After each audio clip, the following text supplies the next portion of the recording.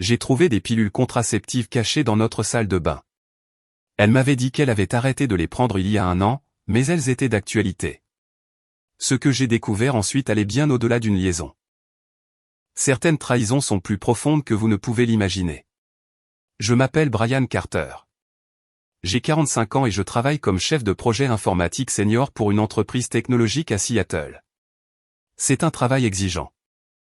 Des conférences téléphoniques avec des équipes à l'étranger à des heures impossibles. Des délais de projet qui se fichent de votre vie personnelle. Des nuits tardives à résoudre des problèmes quand tout tourne mal. Le salaire est solide, environ 120 000 $ par an, et cela nous a permis de vivre confortablement dans un quartier agréable de Redmond. Ma femme Kristen a 38 ans, travaille dans le marketing pour une agence de taille moyenne en centre-ville. Elle est intelligente, ambitieuse, et a toujours eu cette volonté de progresser. Nous avons 2 enfants, Brooke, ma belle-fille de 16 ans issue d'une précédente relation de Kristen, et Samuel, notre fils de 2 ans. Madame Gloria Williams, notre nounou de 58 ans, nous aide avec Samuel depuis sa naissance. Gloria a été une présence stable dans nos vies, et je lui faisais entièrement confiance. C'était un jeudi soir d'octobre que tout a commencé à s'effondrer. J'étais rentré tôt pour une fois. Un cadeau rare dans mon métier.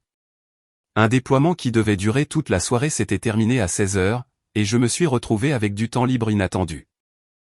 Kristen m'avait envoyé un SMS vers 15 h, disant qu'elle avait une présentation de dernière minute à finaliser et qu'elle ne serait pas à la maison avant 20 h. Rien d'inhabituel là-dedans. Au cours de la dernière année, ces nuits tardives étaient devenues plus fréquentes, mais je l'avais attribuée à son ascension professionnelle.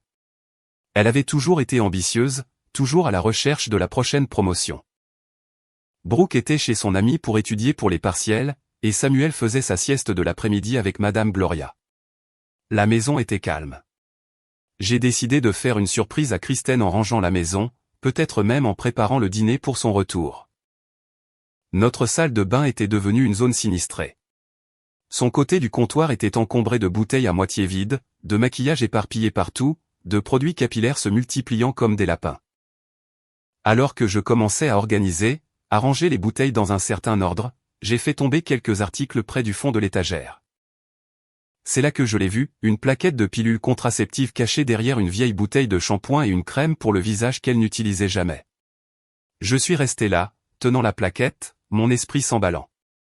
Kristen avait arrêté la contraception il y a plus d'1 an. Nous en avions parlé.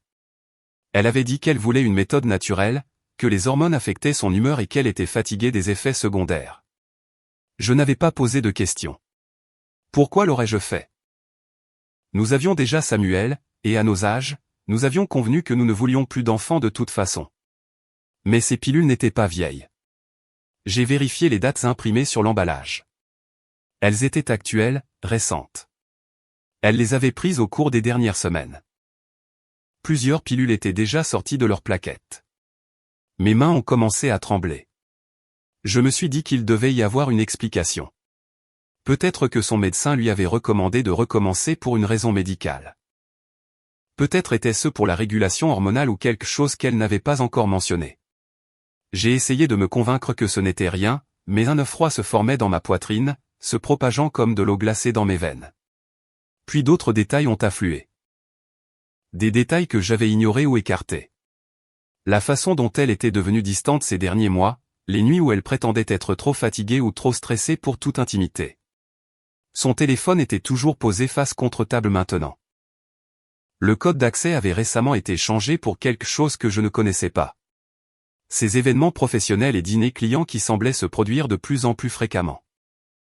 La nouvelle lingerie que j'avais trouvée dans son tiroir le mois dernier et qu'elle n'avait jamais portée devant moi. J'ai remis les pilules exactement où je les avais trouvées et suis descendu. Mon cœur battait la chamade, mais je me suis forcé à rester calme, à penser clairement.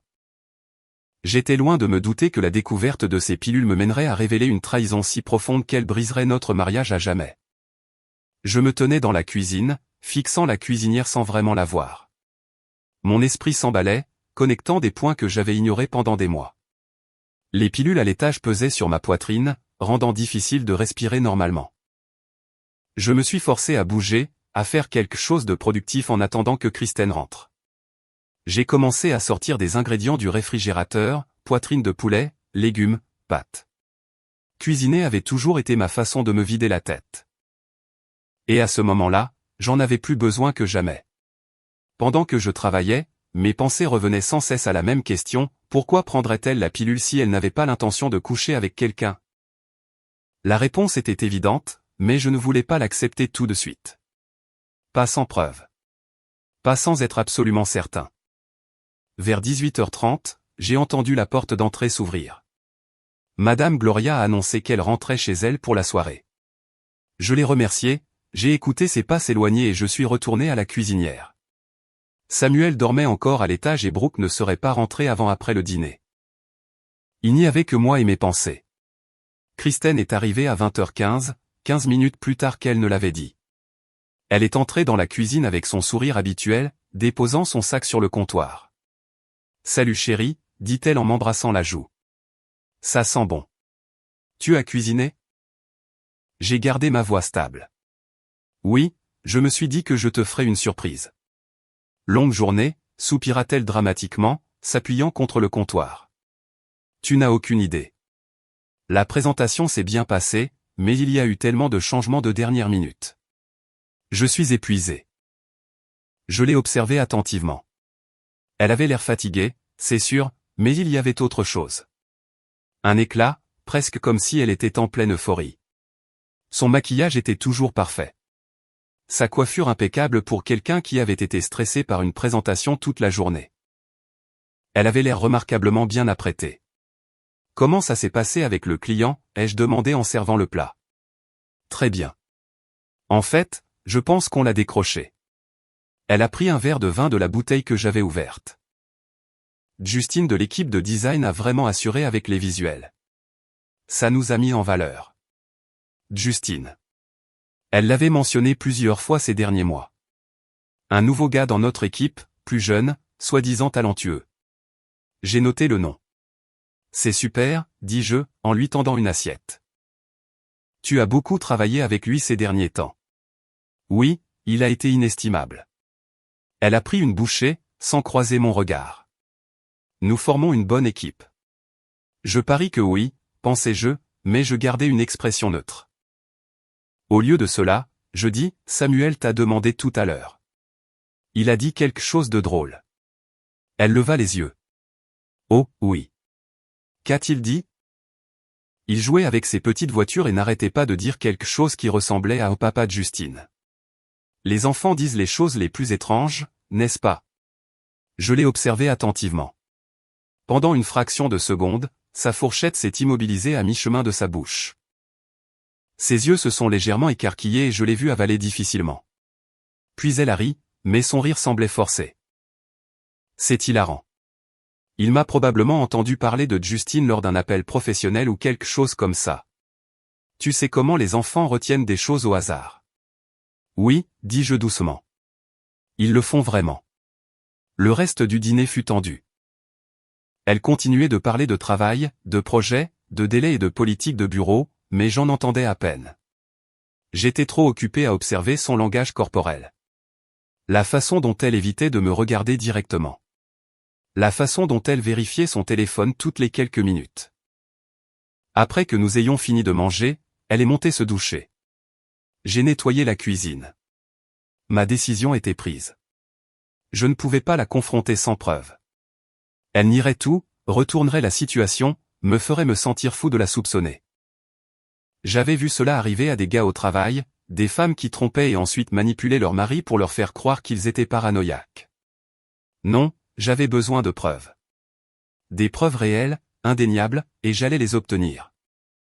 Quand Kristen est redescendue en pyjama, j'étais sur le canapé avec mon ordinateur portable, faisant semblant de rattraper mes emails professionnels. Elle s'est assise à côté de moi, plus près qu'elle ne l'avait été depuis des semaines. Je suis désolé d'avoir été si occupé ces derniers temps, dit-elle doucement. Je sais que nous n'avons pas eu beaucoup de temps ensemble. Je l'ai regardée, cette femme avec qui j'avais passé près de 2 décennies, et je me suis demandé depuis combien de temps elle me mentait. C'est bon, dis-je. Je comprends.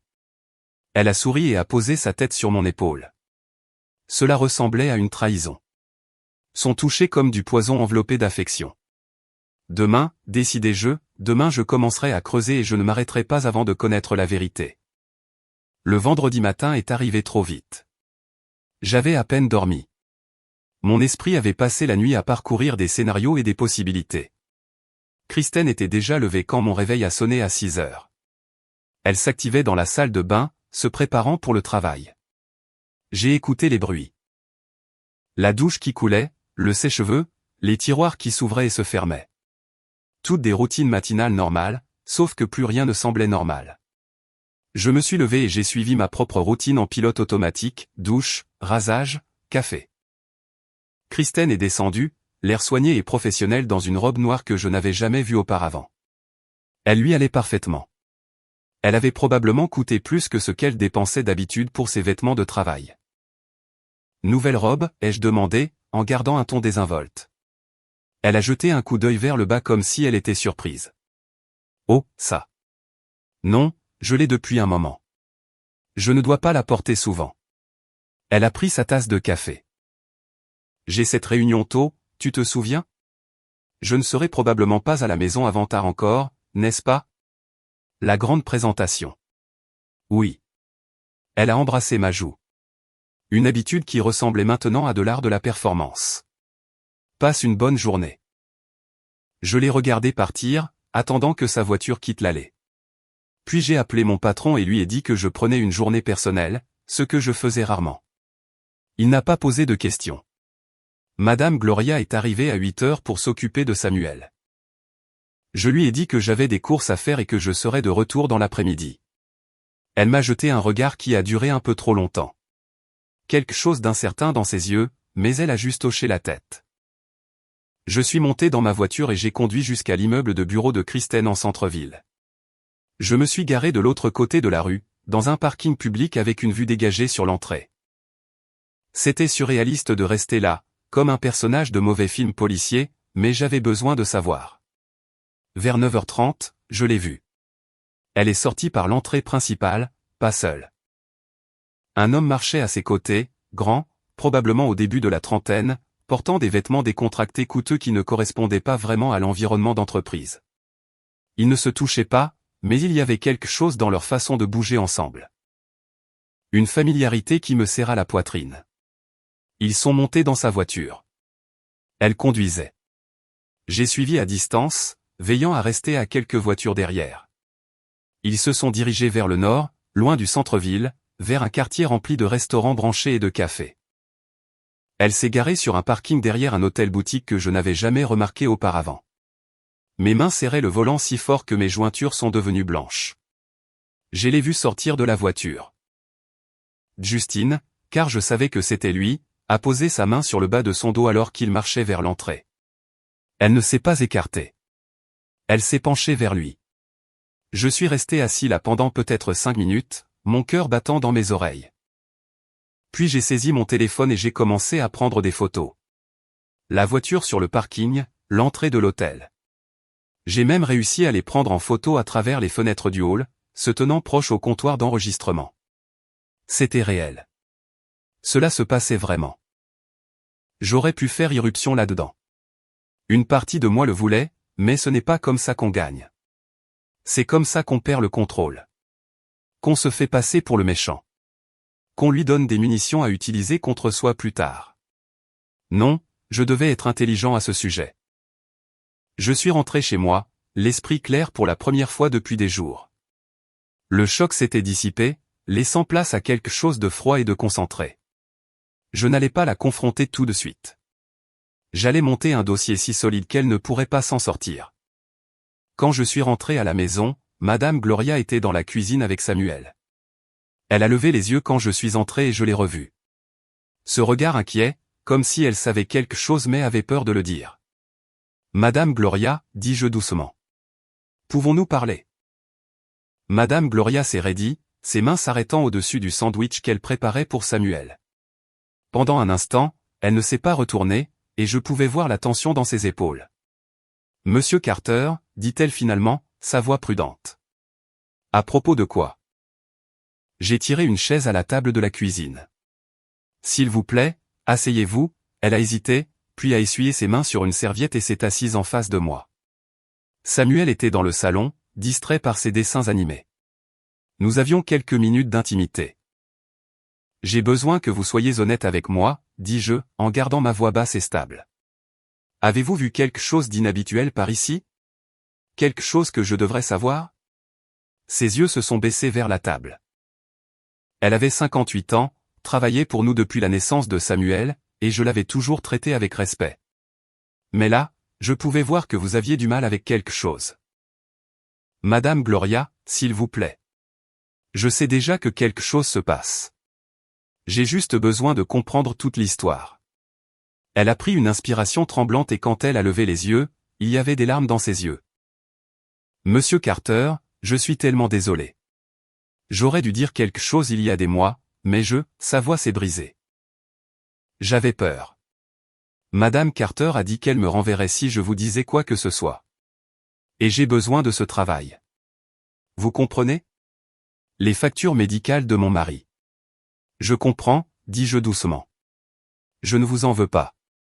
J'ai juste besoin de savoir ce que vous avez vu. Elle a hoché la tête, essuyant ses yeux avec le revers de sa main. Il y a eu un homme, Justine. Il a commencé à venir ici pendant la journée en juin. Au début, je pensais que c'était peut-être un collègue. Vous savez, il s'asseyait au bureau pour travailler sur des ordinateurs portables, mais ensuite quoi? Ensuite, ils ont arrêté de faire semblant que c'était du travail. Sa voix était à peine audible. Je les entendais dans la chambre. Je les voyais descendre ensemble, ses cheveux en bataille, tous les deux trop à l'aise l'un avec l'autre. Et Samuel. Elle a regardé vers le salon où mon fils jouait. Samuel a commencé à l'appeler papa. Madame Carter en riait, lui disait que c'était drôle, l'encourageait presque. Les mots m'ont frappé comme des coups physiques, mais j'ai gardé une expression neutre. À quelle fréquence venait-il ici? 2, peut-être 3 fois par semaine. Toujours quand vous étiez au travail. Toujours pendant la sieste de Samuel. Elle s'est frottée les mains. J'aurais dû vous le dire. Je sais que j'aurais dû. Mais elle a dit que si je disais quoi que ce soit, elle dirait aux gens que je volais dans la maison, qu'elle ferait en sorte que je ne travaille plus jamais dans cette ville. J'ai tendu la main sur la table et posé ma main sur la sienne. Madame Gloria, vous n'avez pas d'ennui, et vous ne perdrez pas votre emploi. J'ai besoin que vous fassiez quelque chose pour moi, cependant. Elle a levé les yeux, à la fois pleine d'espoir et effrayée. J'ai besoin que vous notiez tout ce dont vous vous souvenez. Date, heure, tout ce qu'ils ont dit ou fait de spécifique. Pouvez-vous faire ça? Elle a hoché la tête lentement. Oui. Oui, je peux faire ça. Bien. Je me suis levé, sentant cette froide clarté s'installer encore plus profondément. Et Madame Gloria, quand tout cela sera terminé, vous aurez toujours votre emploi. Je vous le promets. Elle a recommencé à pleurer, mais cette fois c'était de soulagement. Merci, Monsieur Carter. Merci. Je suis monté à mon bureau à domicile et j'ai fermé la porte. J'ai sorti un carnet et j'ai commencé à tout documenter. Les pilules, les photos d'aujourd'hui, le témoignage de Madame Gloria. J'ai ouvert un nouveau compte email que Kristen ne connaissait pas et j'ai commencé à m'envoyer des copies de tout. Puis j'ai fait quelque chose que je n'aurais jamais cru faire. J'ai appelé un avocat spécialisé dans le divorce. La femme qui a répondu était professionnelle et directe. J'ai expliqué la situation dans les grandes lignes, infidélité présumée, collecte de preuves, besoin de discrétion. Elle a écouté sans m'interrompre. Monsieur Carter, dit-elle quand j'ai eu fini, je vais être franche avec vous. L'État de Washington est un État de divorce sans faute. Donc, l'adultère en soi n'affectera pas beaucoup l'issue légale, mais ce qui l'affectera, c'est la garde des enfants et potentiellement la pension alimentaire si nous pouvons prouver qu'elle a utilisé des biens matrimoniaux pour soutenir cette liaison. Elle l'a fait, dis-je, pensant à cet hôtel, à ses déjeuners, aux nouveaux vêtements. Bien. Continuez à recueillir des preuves, des relevés financiers notamment, et tout ce que votre nounou pourra documenter sera précieux pour les discussions sur la garde des enfants. Ne confrontez pas votre femme pour l'instant. Pas avant que nous ayons tout préparé. Je ne le ferai pas, dis-je en raccrochant. Je me suis penché en arrière dans ma chaise et j'ai fixé le plafond. Il y a 24 heures, j'étais un mari essayant de comprendre des pilules contraceptives suspectes. Maintenant, je planifiais la fin de mon mariage avec une précision militaire. Mais je n'étais plus triste. J'étais en colère. Et j'allais m'assurer que, quand tout serait fini, Kristen comprendrait exactement ce qu'elle avait jeté par la fenêtre. Le week-end passa dans un flou de collecte de preuves et de planification minutieuse. Madame Gloria m'a fourni un témoignage écrit détaillé, date, heure, description de ce qu'elle avait vu. Mon avocat m'a conseillé de tout documenter avant de confronter Kristen, d'attendre d'avoir un dossier en béton. Mais le lundi soir, quelque chose s'est brisé en moi. Je ne pouvais plus continuer à jouer ce jeu, à faire semblant que tout était normal alors qu'elle rentrait à la maison sentant le savon d'hôtel et le mensonge. Elle est entrée à 20h30, plus tard que promis comme d'habitude. Brooke était à l'étage en train de faire ses devoirs et Samuel dormait déjà. Madame Gloria était partie 1 heure plus tôt. Il n'y avait que nous. « Salut », dit Kristen, posant son sac. « Désolé d'être en retard. Le client a eu des changements de dernière minute. » J'étais assis à la table à manger, mon ordinateur portable ouvert devant moi. À côté se trouvait un dossier contenant tout, photos, relevés téléphoniques que j'avais obtenus par mon avocat, la déclaration écrite de Madame Gloria, reçu de cartes de crédit montrant des frais d'hôtel et des déjeuners coûteux. « Viens ici », dis-je d'une voix calme. « Nous devons parler. » Elle a dû entendre quelque chose dans mon ton car elle s'est figée. « À propos de quoi ? » ? « À propos de Justine. » « À propos de l'endroit où tu étais vendredi matin. » « À propos de l'hôtel à Belton où tu as dépensé mon argent pour avoir une liaison. » La couleur a quitté son visage. Pendant un instant, elle est restée là, la bouche s'ouvrant et se fermant comme si elle essayait de trouver des mots qui ne venaient pas. « Brian, j'ai levé la main. Ne m'insulte pas en mentant. J'ai des photos. J'ai le témoignage de Madame Gloria. J'ai des relevés téléphoniques montrant des centaines de SMS et d'appels entre vous deux au cours des 8 derniers mois. J'ai poussé un dossier sur la table. Tout est là. Elle s'est rapprochée, les mains tremblantes alors qu'elle ouvrait le dossier. J'ai regardé son visage alors qu'elle feuilletait les pages. J'ai vu le moment où elle a réalisé qu'il n'y avait pas d'issue. « Depuis combien de temps sais-tu » a-t-elle chuchoté. « Depuis jeudi, quand j'ai trouvé tes pilules contraceptives. » Je me suis penché en arrière, gardant ma voix stable. « Les pilules que tu prenais derrière mon dos parce que tu couchais avec lui. » Elle a refermé le dossier et s'est affaissée sur une chaise en face de moi. « Brian, s'il te plaît, laisse-moi expliquer. » « Expliquer quoi ? Comment tu l'as fait entrer dans notre maison ? Comment tu as laissé notre fils l'appeler papa ? Comment tu as volé dans le fonds d'études de Samuel pour financer ça ? » J'ai sorti une autre feuille. Des relevés bancaires montrant des virements de notre compte joint. 64 000 $. Kristen, c'est ce que tu as pris au cours de la dernière année. Ses yeux se sont écarquillés. J'allais le rembourser. Avec quoi ? Ton salaire qui couvre à peine tes habitudes de shopping. J'ai senti la colère enfin percer mon extérieur contrôlé. Tu planifiais ce divorce depuis des mois, n'est-ce pas ? J'ai trouvé des emails à ton avocat. Tu attendais juste le bon moment pour passer à l'acte. Essayer de cacher des actifs avant que je ne le découvre. Elle a commencé à pleurer, mais c'était des larmes de panique, pas de remords. Ce n'est pas ce que tu penses. Justine et moi, nous nous sommes juste connectés. Et les choses se sont compliquées. Complicated ? J'ai ri. Un son amer. Tu as fait un choix. Kristen, chaque fois que tu lui as envoyé un SMS, chaque fois que tu l'as rencontré à cet hôtel, chaque fois que tu es rentré à la maison et que tu m'as embrassé alors que son eau de Cologne était encore sur ta peau, c'était des choix. J'ai fait une erreur, dit-elle, la voix brisée. Les gens font des erreurs. Ce n'était pas une erreur. Les erreurs sont des choses ponctuelles, des accidents. C'était 8 mois de tromperie calculée. Je me suis levé, la regardant de haut. Madame Gloria a tout écrit. Comment tu l'as menacé, comment tu as ri de moi avec Justine, comment tu as encouragé Samuel à appeler un autre homme papa. Elle a essuyé ses yeux et quelque chose a changé dans son expression. La panique cédait la place à autre chose. La défensive. Peut-être si tu avais été plus présent. Peut-être si tu m'avais vraiment prêté attention au lieu de ton travail. N'ose pas, dis-je, ma voix basse et dure. N'ose pas essayer de faire en sorte que cela tourne autour de moi. J'ai été là tous les jours, travaillant pour vous donner, à toi et à nos enfants, une bonne vie. Ce que tu as fait était ton choix. Assume-le. Elle se leva, ses larmes se transformant maintenant en colère. Bien. Oui, j'ai vu de Justine. Oui, j'étais malheureuse. Tu veux savoir pourquoi? Parce que tu es ennuyeux, Brian. Tu es prévisible et sûr, et tu es devenu tout ce que je n'ai jamais voulu chez un partenaire.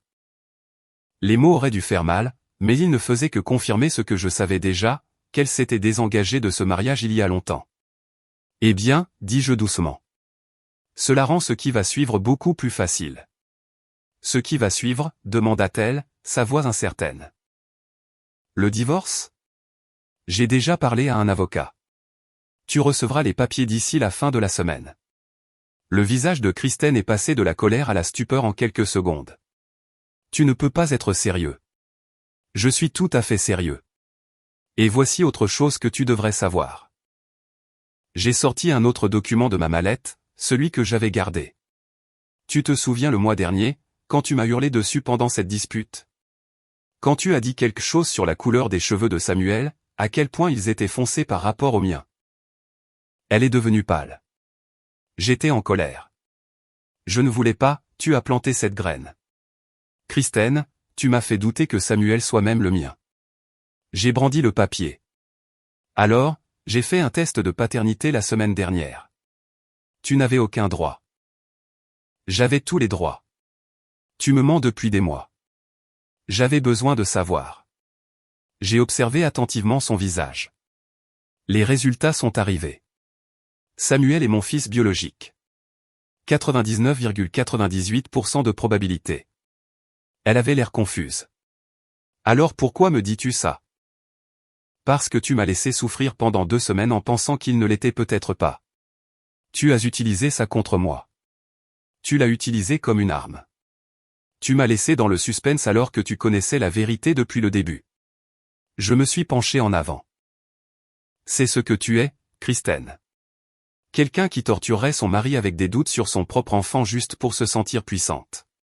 Elle resta là, les larmes coulant sur son visage.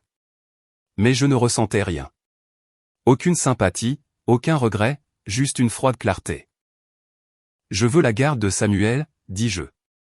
Et étant donné ton comportement, l'affaire, le vol financier, la menace envers Madame Gloria, le fait que tu aies mis notre fils en danger en ramenant ton amant près de lui, je vais l'obtenir. Tu ne peux pas me prendre mon fils, dit-elle, sa voix s'élevant. Je ne te le prends pas. Tu l'as jeté dès l'instant où tu as commencé cette liaison. Tout comme tu as jeté Brooke et moi et tout ce que nous avons construit. J'ai refermé ma mallette. Tu auras un droit de visite. Je ne suis pas un monstre, mais la garde principale, c'est la mienne. C'est insensé. Aucun juge ne va, j'ai des documents pour tout. Madame Gloria est prête à témoigner. J'ai des relevés financiers montrant que tu as volé notre famille. J'ai la preuve que tu as fait venir ton amant près de nos enfants mineurs.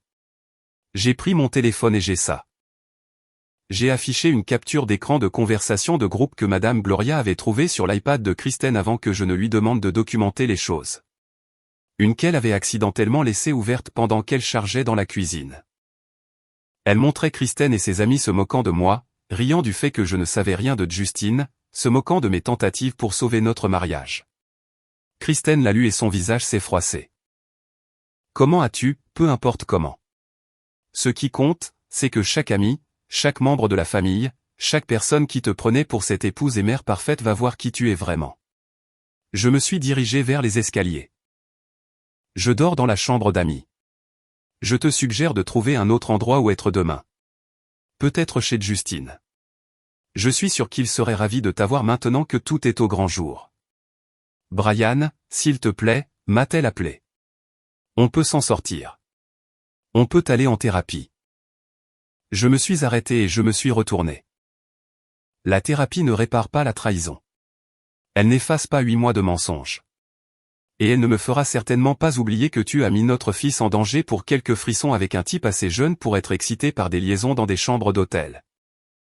Je suis monté à l'étage, la laissant debout dans la salle à manger, entouré des preuves de sa destruction. De la chambre de Brooke, j'entendais de la musique. Elle ne savait pas encore. Cette conversation viendrait assez tôt. Mais pour l'instant, j'avais fait ce que j'avais à faire. J'avais affronté la vérité, exposé les faits et mis les choses en marche. Kristen avait réduit notre mariage en cendres. Je m'assurais juste qu'elle comprenne qu'il ne restait plus rien à sauver. Le mardi matin, je me suis réveillé dans la chambre d'Amy, l'esprit plus clair que je ne l'avais été depuis des jours. Kristen était partie tôt. J'avais entendu sa voiture démarrer vers 6 heures. S'enfuyant, probablement. Je m'en fichais. Les choses étaient déjà en marche. J'ai préparé Samuel pour la journée et j'ai attendu que Madame Gloria arrive. Brooke était partie à l'école sans dire grand-chose, sentant la tension dans la maison, mais ne posant pas encore de questions. Cette conversation allait venir, mais je devais choisir le bon moment. Vers 9 heures, je suis allé dans la chambre principale pour prendre quelques-uns de mes vêtements. Je devais déménager mes affaires dans la chambre d'Amy de façon permanente jusqu'à ce que Kristen trouve un autre endroit où aller. Pendant que je faisais mes valises, j'ai remarqué sa boîte à bijoux posée sur la commode, celle que ma mère nous avait donnée il y a des années. Quelque chose m'a poussé à l'ouvrir. À l'intérieur se trouvaient les choses habituelles, des boucles d'oreilles, des bracelets, quelques bijoux fantaisie. Mais quelque chose manquait. La montre vintage que ma mère m'avait laissée à son décès il y a 3 ans. Une Omega des années 1960 qui avait appartenu à mon grand-père, d'une valeur d'environ $8 000, mais inestimable pour moi. Et la bague de fiançailles de ma grand-mère, une pièce en platine et diamant des années 1940, d'une valeur d'au moins 12 000. Ils avaient disparu. J'ai senti la colère revenir, chaude et vive. J'ai fouillé chaque tiroir, chaque boîte, chaque cachette. Rien. J'ai vérifié le coffre-fort, toujours verrouillé. Mais quand je l'ai ouvert, ces articles spécifiques n'y étaient pas. Seuls d'autres objets de valeur sont restés. J'ai appelé Madame Gloria dans la chambre. La montre et la bague que ma mère m'a laissées. Les avez-vous vues récemment? Son visage s'est effondré. Oh, Monsieur Carter, j'espérais que vous ne le remarqueriez pas avant un certain temps. Que voulez-vous dire? Elle s'est frotté les mains. L'automne dernier, peut-être en octobre ou novembre, Madame Carter rangeait des affaires. Elle m'a interrogé sur ces pièces, elle a dit qu'elle pensait les faire estimer. Quelques jours plus tard, je l'ai vue les emballer. Elle m'a dit qu'elle les envoyait au nettoyage. Mais elle ne les a jamais rapportés. Madame Gloria a secoué la tête. Je suis tellement désolé. J'aurais dû dire quelque chose, mais je n'ai pas réfléchi. Je veux dire, j'ai supposé qu'elle les récupérerait un jour. J'ai sorti mon téléphone et j'ai fait une recherche rapide. J'ai trouvé la montre de ma mère listée sur eBay. Vendue il y a 8 mois pour $7 800. L'annonce montrait des photos qui étaient bien ma montre. J'ai reconnu une minuscule égratignure sur le boîtier. Ma main tremblait alors que je cherchais la bague, trouvée sur un site de bijoux vintage vendu il y a 7 mois pour $11 500. $19 000. Elle avait vendu l'héritage de ma mère pour $19 000. Je me suis affalé sur le lit, le téléphone toujours à la main. Madame Gloria a posé une main douce sur mon épaule. Elle vous a dit qu'ils étaient pour le nettoyage, dis-je doucement. Quand a-t-elle fait ça? Juste au moment où Monsieur Justine a commencé à venir plus fréquemment, a dit Madame Gloria. Je me souviens parce qu'elle semblait excitée à propos de quelque chose, elle vérifiait constamment son téléphone et souriait. L'argent avait servi à financer l'affaire. La montre de ma mère, la bague de ma grand-mère, des héritages familiaux qui auraient dû revenir à Samuel un jour. Vendus pour payer des chambres d'hôtel et des dîners romantiques avec son amant. J'ai appelé mon avocat immédiatement. Brian, a-t-elle répondu, que s'est-il passé? Je lui ai tout raconté, les héritages manquants, les annonces eBay, la chronologie qui correspondait à la liaison. Mon avocat est resté silencieux un instant, puis j'ai entendu le son de la frappe. C'est une bonne chose pour nous, a-t-elle dit. Enfin, conversion de biens propres vendus sans votre consentement. C'est du vol, Brian. Nous pouvons utiliser cela dans la procédure de divorce et même potentiellement déposer des accusations criminelles. Je veux qu'elle paie pour ça, dis-je, ma voix stable mais froide. Pas seulement financièrement. Je veux que tout le monde sache ce qu'elle a fait. Nous nous en assurerons. Envoyez-moi ces annonces et toute documentation que vous avez, et Brian, commencez à documenter tout ce qu'elle aurait pu prendre d'autre. Vérifiez vos comptes, vos possessions. Si elle a volé ça, elle a peut-être pris plus. J'ai passé le reste de la matinée à tout vérifier. J'ai trouvé d'autres objets manquants. La collection de pièces de mon père valant peut-être 3000. Certains bijoux de ma grand-mère auxquels Kristen avait accès. Même des outils de mon garage qui avaient appartenu à mon père. Elle avait systématiquement dépouillé notre maison de tout ce qui était précieux et lié à ma famille, le vendant pièce par pièce pour financer sa vie secrète. Dans l'après-midi, j'avais une liste de plus de 30 000 $ de biens volés. Quand Kristen est rentrée ce soir-là, je l'attendais dans le salon. Madame Gloria avait emmené Samuel au parc, nous offrant de l'intimité. Nous devons parler de la montre de ma mère, dis-je. Son visage est devenu pâle. Qu'est-ce qu'il y a? J'ai brandi mon téléphone, lui montrant l'annonce eBay. Tu l'as vendue il y a 8 mois pour 7 800 $, ainsi que la bague de ma grand-mère et une douzaine d'autres héritages familiaux. Elle a ouvert la bouche, puis l'a refermée. Pas d'excuse cette fois, juste la culpabilité inscrite sur son visage. Cet argent est allé directement à Justine, n'est-ce pas? Je me suis levé, me rapprochant. La montre de ma mère a payé ta liaison. La bague de ma grand-mère lui a acheté des cadeaux. La collection de mon père a financé tes séjours à l'hôtel. J'allais les racheter. Menteuse. Le mot est sorti sec et définitif. Tu n'as jamais eu l'intention de les récupérer. Tu te fichais de ce qu'ils signifiaient pour moi, pour notre famille. Tu ne voyais que des signes de dollars. Les larmes ont commencé à couler sur son visage. Mais je ne ressentais rien. Aucune sympathie, aucun regret. Mes avocats ajoutent ceci au dossier de divorce, dis-je, ainsi que des accusations criminelles pour vol et conversion de biens propres. Tu vas rembourser chaque centime, Kristen. Avec intérêt. Le mercredi matin, le moment que je redoutais tant est arrivé, dire à Brooke. Elle était restée silencieuse depuis lundi, nous observant, sa mère et moi, nous mouvoir l'un autour de l'autre comme des étrangers. Elle avait 16 ans, elle n'était pas stupide. Elle savait que quelque chose n'allait pas.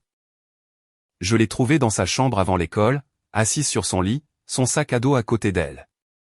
Pouvons-nous parler, ai-je demandé depuis l'embrasure de la porte. Elle a levé les yeux et j'ai vu de la peur dans son regard. Maman et toi allez divorcer? Ce n'était pas une question. Je suis entré et je me suis assis sur le bord de son lit. Oui, nous le sommes. Parce qu'elle a trompé? Ce n'était pas une question.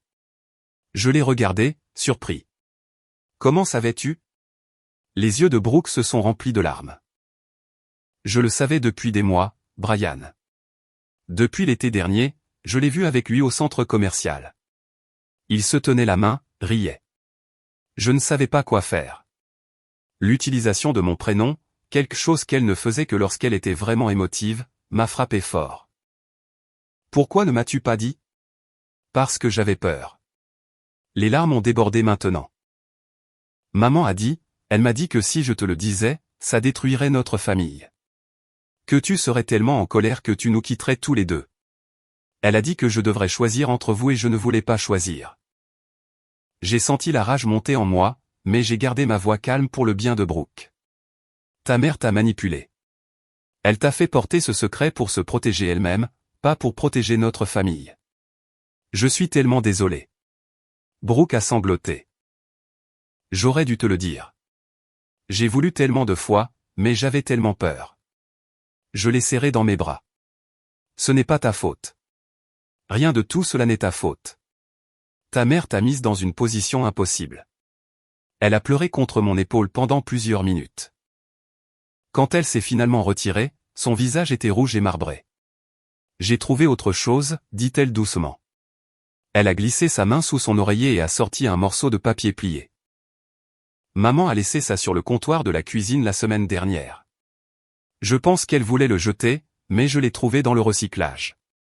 J'ai déplié le papier. C'était une lettre d'un avocat spécialisé en droit de la famille datée d'il y a 9 mois, décrivant les options de Kristen pour le divorce. Partage estimé des biens et arrangement de garde. Il y avait des notes manuscrites de Kristen dans les marges. Attendre après la prime. Transférer les économies d'abord. Besoin de 6 mois pour préparer.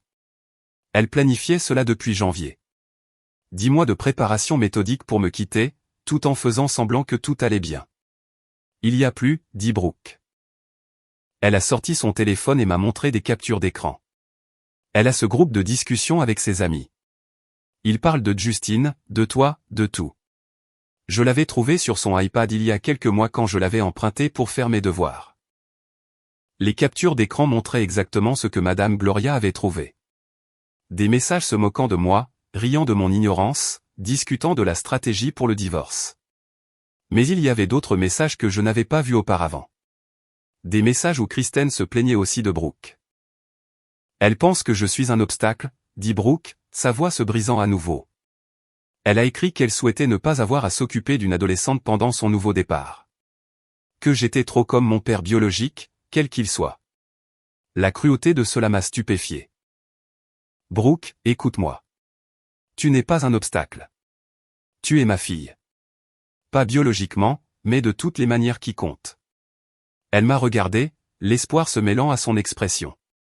Vraiment? Vraiment. Et quand ce divorce sera finalisé, je te demanderai si tu veux que je t'adopte officiellement. Si tu es d'accord avec ça, de nouvelles larmes ont commencé, mais celle-ci semblait différente. Je le ferai sans hésiter. Tu es mon enfant depuis tes 6 ans. Cela ne changera pas juste parce que ta mère et moi nous séparons. Elle m'a serré dans ses bras, m'enlaçant fort. Je veux vivre avec toi, pas avec elle. Je veux rester avec toi et Samuel. Nous ferons en sorte que cela arrive, ai-je promis. Tu es assez grande pour que le tribunal écoute ta préférence. Après que Brooke soit partie à l'école, j'ai tout ce qu'elle m'avait donné à mon avocat. Chaque nouvelle preuve était un clou de plus dans le cercueil de Kristen. Vers midi, mon avocat m'a rappelé. Brian, toute cette documentation est excellente. Avec le témoignage de Brooke, la déclaration de Madame Gloria, le vol financier et les documents de planification. Nous avons un dossier incroyablement solide. Je suis confiant que nous obtiendrons la garde principale de Samuel. Et étant donné l'âge et la préférence de Brooke, elle pourra également choisir de vivre avec vous. Qu'en est-il de l'affaire? Des biens volés? L'État de Washington est sans faute pour le divorce lui-même, mais le vol change les choses. Nous pouvons engager des poursuites pénales séparément si vous le souhaitez. Quant à la garde, la liaison montre un mauvais jugement. Surtout en amenant l'amant près d'enfants mineurs. Combiné à l'inconduite financière, cela brosse le portrait de quelqu'un qui a fait passer ses désirs avant le bien-être de sa famille. Faites-le, dis-je. Tout. Je veux qu'elle en subisse les conséquences. Compris. Les papiers seront signifiés demain à son bureau. Êtes-vous préparé à sa réaction? J'ai pensé à la montre de ma mère, aux larmes de Brooke, à Samuel appelant un autre homme papa. À 10 mois de tromperie calculée. Je suis préparé, dis-je. Les papiers de divorce ont été signifiés jeudi après-midi au bureau de Kristen. Selon mon avocat, elle a fait une scène, pleurant, criant au harcèlement, essayant de faire chasser l'huissier par la sécurité. Cela n'a pas marché. Les papiers ont été livrés et le compte à rebours avait commencé. Elle m'a appelé 17 fois cet après-midi-là. Je n'ai pas répondu. Elle a envoyé des SMS, supplié, menacé. J'ai tout transmis à mon avocat et j'ai bloqué son numéro. Toute communication passerait désormais par les avocats. Vendredi matin, j'ai reçu un appel d'un numéro inconnu. Contre mon meilleur jugement, j'ai répondu. Brian, c'était Justine. Sa voix était jeune, incertaine. Nous devons parler. Non, pas vraiment. Écoute, mec. Je ne savais pas qu'elle était mariée quand ça a commencé. J'ai ri, un rire amer et cinglant. Oui, tu savais. Tu savais exactement ce que tu faisais. Tu es venu chez moi, tu as embrouillé mon fils, tu l'as aidé à me voler. Ne m'appelle pas pour chercher l'absolution. Elle m'a dit que vous étiez séparés, que le mariage était fini, et tu l'as cru. Alors qu'elle vivait encore dans ma maison, dormait dans mon lit, portait son alliance, j'ai gardé ma voix froide et contrôlée. Tu es soit un menteur, soit un idiot, Justine. Dans les deux cas, je m'en fiche. Il y eut un silence à l'autre bout. Ensuite, elle me demande de l'argent maintenant, elle a besoin d'aide pour les frais d'avocat. Ce n'est pas mon problème. Apparemment, c'est le vôtre, puisque vous m'appelez au lieu de l'aider. Je pensais juste que tu devais savoir que c'est fini entre nous. J'ai rompu.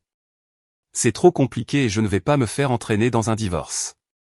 Félicitations pour ta clarté morale, dis-je. Maintenant, fais-moi une faveur et ne me contacte plus jamais. J'ai raccroché avant qu'il ne puisse répondre. L'ironie ne m'a pas échappé. Kristen avait fait exploser notre mariage pour un gars qui s'était défilé dès que les choses s'étaient compliquées. Elle avait troqué la stabilité et la famille contre l'excitation, et maintenant elle n'avait ni l'un ni l'autre. Le lundi a eu lieu l'audience de garde, des arrangements temporaires en attendant la procédure complète de divorce. Mon avocat avait préparé un dossier complet, le témoignage de Madame Gloria, la déclaration de Brooke, les relevés financiers, la documentation sur les biens volés, tout. Kristen est arrivée avec un avocat qui avait l'air fatigué avant même que l'audience ne commence. Elle avait probablement déjà épuisé plusieurs avocats, cherchant quelqu'un qui accepterait son dossier malgré la montagne de preuves contre elle. Le juge a tout examiné avec une expression sévère. Au moment des témoignages, Madame Gloria a parlé clairement de ce qu'elle avait vu, la liaison, les menaces, la confusion que cela avait causé à Samuel. Brooke a également témoigné, sa voix tremblante mais ferme, sur la façon dont sa mère l'avait manipulée en silence. L'avocat de Kristen a tenté d'argumenter que j'étais vindicatif, que l'affaire était une question distincte de sa capacité à être parent. Le juge l'a interrompu. Conseiller. Votre cliente a fait venir son amant au domicile conjugal en présence d'enfants mineurs. Elle a menacé une employée de maison pour maintenir le silence. Elle a volé et vendu des héritages familiaux valant des dizaines de milliers de dollars. Il ne s'agit pas de l'affaire. Il s'agit de jugement et de caractère. La décision fut rapide et claire. J'ai obtenu la garde physique principale de Samuel. Kristen a obtenu un droit de visite supervisé 2 fois par semaine en attendant la procédure de divorce complète. Brooke, âgée de 16 ans, a été autorisée à choisir où elle vivait. Elle m'a choisi sans hésitation. Le visage de Kristen s'est froissé lorsque le juge a annoncé la décision. Son avocat a posé une main sur son bras, probablement pour l'empêcher de dire quelque chose qui empirerait les choses. Devant le palais de justice, mon avocat m'a pris à part. Brian, c'est un résultat aussi bon que nous pouvions espérer. Le divorce complet prendra quelques mois, mais cela crée un précédent. Tout ira bien pour vous. J'ai hoché la tête, sentant le poids des 2 dernières semaines s'installer dans mes os. Qu'en est-il des accusations criminelles, du vol? Le procureur examine l'affaire. Compte tenu du montant et de la documentation, ils engageront probablement des poursuites. Kristen risque des accusations de vol qualifié, voire de fraude. J'aurais dû me sentir victorieux. Au lieu de cela, je me sentais juste fatigué. Fatigué des disputes, fatigué de la colère, fatigué de porter ce fardeau. Mais quand je suis rentré à la maison et que j'ai vu Samuel jouer dans le salon avec Madame Gloria, quand Brooke est descendu et m'a serré dans ses bras, un soulagement a tout envahi. C'était ma famille maintenant. Plus petite qu'avant, mais réelle, honnête, et cela valait la peine de se battre. Quelques mois plus tard, le divorce a été finalisé.